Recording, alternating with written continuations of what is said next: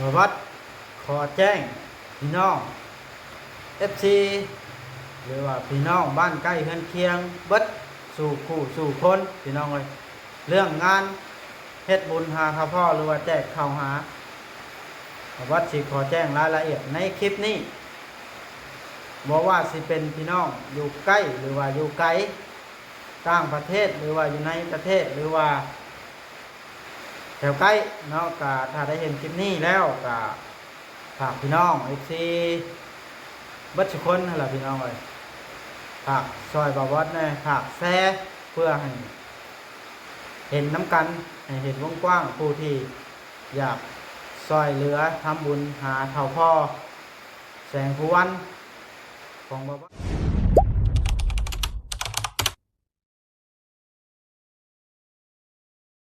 พี่น้องเอ้ยเปิดภาพขึ้นกับตอนนี้กำลังประชุมหารือเฮ็ดบุญหาเท่าพ่อ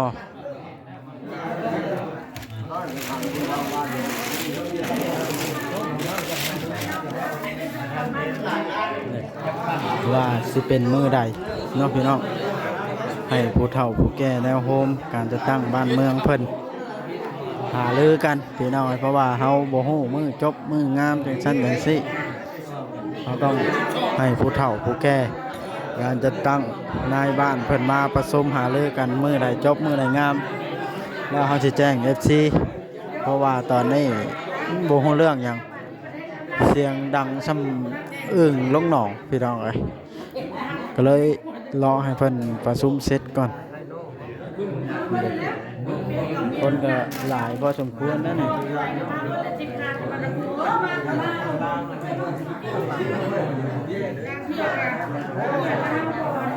นะพี่น้องเอ้ยแล้วบัดฮู้เรื่องรายละเอียดแล้วสิมา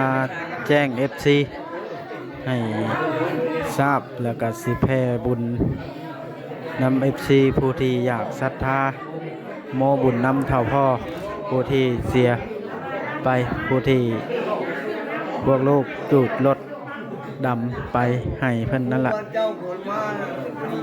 พี่น้องเลยเอาโอเคเด้อพี่น้องเด้อบัตรหู้รายละเอียดแล้วเดี๋ยวสิแจ้ง FC เด้อบาทนะขอจบคลิปสำนี้พังเวียกน้ำเพิ่นก่อนบาทนี่เนาะพี่น้องเลยโดยในที่สุดทางเขาแก่แนวโฮมและก็ผู้รักผู้ใหญ่การติดตั้งในบ้านญาติพี่น้องเพิ่นก็ได้ร่วมกันตกแต่งพี่น้องเลยว่ามื้อใดสิเป็นมื้อเฮ็ดบุญหาเท่าพ่อพี่น้องเลยเฮ็ดบุญหาเท่าพ่อนี้บ่วัดก็สิได้ออกมาแจ้งให้ FC ได้ฮู้เนาะก่อนอื่นก็ทักทายสบายดีพี่น้องสบายดีพี่น้อง FC เบิดสุขูสู่คนอยู่บ้านใกล้บ้านไกลพี่น้องในต่างประเทศนอกประเทศก็ยินดีต้อนรับเข้าช่องของบ่าววัดชาแนล YouTube หรือว่าแฟนเพจก็บ่ว่าเสียวลงในคลิปเดียวกันเนาะและก่อนอื่นต้องกราบขอโทษขออภัยทางพ่อแม่พี่น้อง FC ที่บ่าววัดหรือว่าญาติพี่น้องลูกหลานนี้บ่ได้ไปฮอดไปถึงบ่วัดสิขอแผ่บุญคนที่หักแพงเท่าพ่อแสงผู้วันนี้เนาะเพราะว่าทางลูกหลานอย่างเช่นตัวพวกเฮากับพึ่งใหญ่หรือว่าพึ่งจะเกิดกับบ่ทันได้ฮู้ผู้ใหญ่ไม่สูงหมู่เพื่อนของเท่าพ่อพี่น้องถ้าเกิดว่าได้เห็นในคลิปนี้ว่าความสัมพันธ์หรือว่าความหักแพงของเท่าพ่อมีต่อกันแบบใดกะแล้วแต่ศรัทธาพี่น้องถ้าไปบ่ฮอดบ่ถึงก็ต้องกราบขอโทษขออภัยล่วงหน้าพี่น้องเพราะว่ามันบ่ฮู้เด้ถ้าเกิดว่าท่านใดฮู้ตัวว่าหักแพงกันกับเพิ่นหรือว่าอยากมีศรัทธาโมทานน้ำบุญโมบุญน้ำเพิ่นกะทางเฮากะยินดีต้อนรับพี่น้องหักแพงกันสืบต่อกันแล้วกูอยู่กันเนาะและขอภาคพี่ทางน้องก่อนอื่นเนาะให้ ผู้ที่บ้านใกล้เคียงเห็นคลิปบ่วัดที่ได้แผ่บุญแจ้งออกไปนี้ก็ให้กดแชร์ออกไปพี่น้องเพื่อให้ผู้คนได้เห็นวงกว้างพี่น้องเนาะเพื่อให้มีผู้ที่เคยหักแพงเท่าพ่อแสงผู้วันนี้อยากร่วมทำบุญน้ำกันกับบ่วัดสิเอาQR code ขึ้นแปะไว้เลยโอนมาล่ะเอาใบสลิปส่งมาให้บ่วัดสิจดเข้าเป็นรายชื่อว่าผู้นั้นจังซั่นจังซี่ในใจก็ถ้าเกิดว่าบ้านใกล้แท้ถ้าบ่ยากเวียกก็อยากให้มาร่วมงานหั่นแล้วเนาะขอแผ่ในคลิปนี้เลยแล้วกัน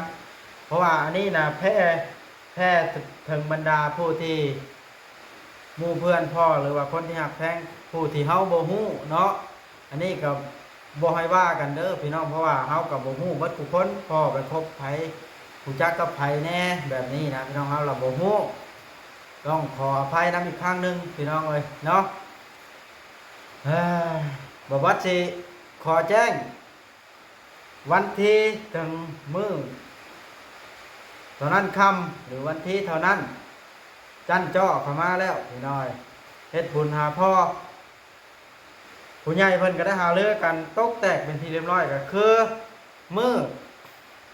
1ค่ำมื้อห่อข้าวต้ม2ค่ำแล้วมื้อตั้งกองบุญมื้อโฮมเลยพี่น้องเอ้ยมื้อ2ค่ำอย่างเช่นวันที่21ถ้าไล่เป็นวันที่ผมกับวันหยังเนาะวันศุกร์บ่หรือวันเสาร์วันศุกร์วันที่21ห่อข้าวต้มวันเสาร์วันที่2วันนี้วันบนขออนุญาตไล่บางวันนี้วันที่17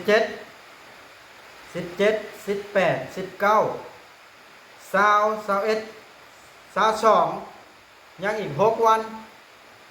วันที่6เป็นมื้อตั้งของบุญวันที่22พี่น้องเอ้ยยังอีก6มื้อเดือน11นี่แหละยังอีก6มื้อโฮมบุญเท่าพ่อเนาะบ่วัดสิขอแผ่นำ FC ถึงบรรดาผู้ที่หักแพงกันหรือว่าผู้ที่รู้จักกับเพิ่นทางเฮานี่เพิ่นบ่อยู่แล้วสิได้มาบอกว่ารู้จักกับผู้นั้นแน่รู้จักกับผู้นี้แน่น่ะพี่น้องเอ้ยที่แน่ๆล่ะเท่าพ่อนี่เพิ่นก็ฮู้หลายคนอยู่เพราะว่าเพิ่นเป็นแพทย์บ้านเพิ่นได้ไปวงกว้างหาปิ้นปัวเพื่อนมนุษย์น้ำกันนี่ละพี่น้องญาติพี่น้องแล้วเฮาก็บ่ฮู้นำเพิ่นเนาะเฮาก็เกิดมาก็ใหญ่เท่านี้แล้วก็เคยเห็นเราพบหลายคนอยู่แต่ว่าก็บ่เบิดทุกคนดอกพี่น้องเอ้ยเนาะอยากพาพี่น้อง FC เบิดสู่คนที่ได้เห็นคลิปนี้ได้เบิ่งเข้าใจแล้วก็อยากให้แชร์ออกไปบ่ได้มีหวังผลหยังพี่น้องแชร์ออกไปเพื่อที่ให้คนที่หักแพงเท่าพ่อนี้เพิ่นได้ร่วมทำบุญครั้งสุดท้ายแล้วก็บ่มีอีกแล้วเฮ็ดให้เพิ่นแจกแล้วก็คือจบบ่มีครั้งต่อไปแล้วก็บ่ได้เฮ็ดน้ำเพิ่นอีกเด้อพี่น้องประวัติก็บ่มีหยังหลายได้พี่น้องออกมาแจ้ง FC พี่น้องก็บ่ให้ยืดยาวออกมาขอเพียงชำนี้ประวัติก็บ่มีแนวเว้าอื่นนอกจากกล่าวคำว่าขอโทษพี่น้อง FC หรือว่าญาติพี่น้องบ้านใกล้เคียงผู้ที่บ่ได้ไปฮอดเนาะผู้ที่เฮาคิดแบบบ่เห็นแบบว่าจังซั่นจังซี่เพราะว่าหยังมันหลายคนพี่น้องต้องขออภัยนำข้อนี้ให้เห็นใจกันเพราะว่าหมู่เพื่อนของท่าพ่อนี้เฮาก็อาจสิบ่ฮู้นำเพิ่นว่าแม่นไผสนิทช่ำใดรู้จักกันช่ำใดเนาะถ้าเกิดว่าได้ฮู้ตัวได้เห็นคลิปนี้แล้วก็แล้วแต่ศรัทธาอยากโมทนาบุญน้ำกันโมผู้น้อยผู้หลายก็แล้วแต่พี่น้องเอ้ยให้มาร่วมถ้าได้เห็นคลิปนี้ถ้าบ่ได้ไปฮอดบ่มาร่วมก็ถ้าอยากมีรายชื่อในร่วมทำบุญก็โอนเข้าบัญชีแล้วก็ส่งรายชื่อมาเฮาก็สิจดเข้าไปแล้วเฮาก็สิทำการอ่านในกองบุญอ่านประกาศให้ผู้คนได้ฮู้ ทั่วแล้วก็สิทำคลิปออกมาอีกว่ารายชื่อของผู้นั้นแน่ทำบุญทำต่างชาติเขาก็สิอ่านออกอากาศให้เห็นทั่วโลกอีกพี่น้องเอ้ยในเงินส่วนจำนวนทำบุญนั้นหรือว่าแจกข้าวหาพ่อนั้นก็บ่ได้ตกที่เสียหายไปไสเอามาใช้จ่ายในงานเพื่อ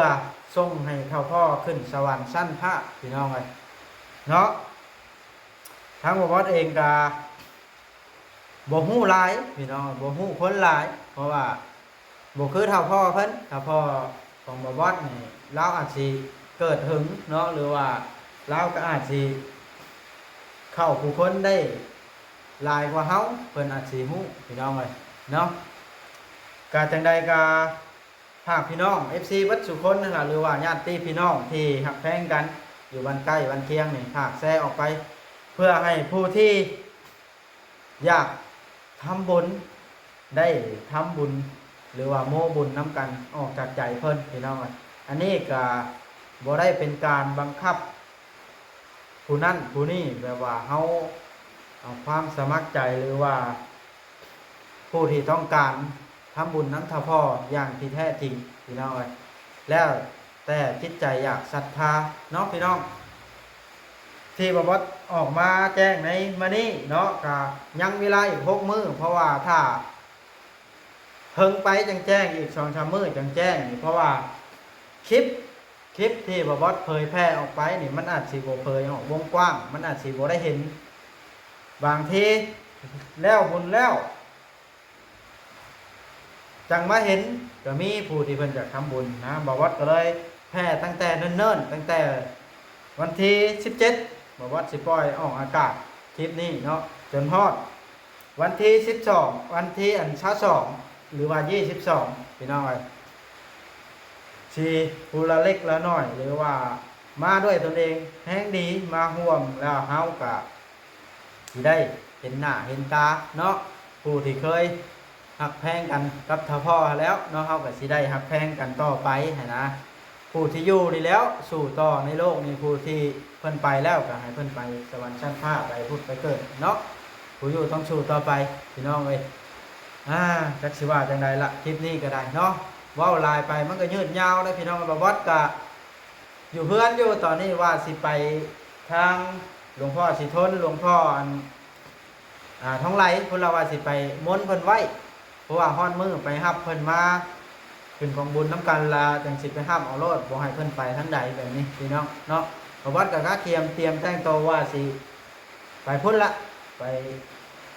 หาซื้อเครื่องคองมาเตรียมใช้งานนี่แหละเป็นทานแล้วก็ไปแพร่คนไว้ผู้ที่เฮาแพงผู้ที่เฮาฮู้ก็ง่ายๆซะเนาะทางที่บอกว่าเคยไปเอาโอเคพี่น้องในคลิปนี้ก็ได้บอกพอว่าอย่างลายยืดยาวผิดพลาดประการใดหรือว่าบ่ม่วนนวลหูก็ต้องขอโทษขออภัยจากใจของบ่บอสเด้อบ่บอสเว้าอาจสิบ่เก่งหรือว่าอาจสิบ่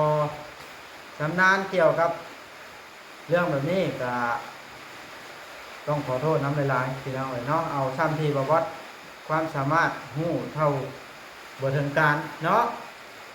โดยพี่น้องจังใดก็ขอให้พี่น้องทุกท่านฝากแชร์เอาใจใส่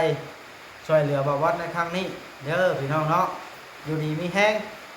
เบิดทุกคนบ่บอสขออวยพรให้ทุกท่านสุขกายสบายใจเด้อไปใส่กับขอให้ทุกท่านเดินทางปลอดภัยคลิปนี้ขอกล่าวคำว่าสบายดีบ๊ายบายฝากน้ำเด้อพ่อแม่พี่น้องทุกท่าน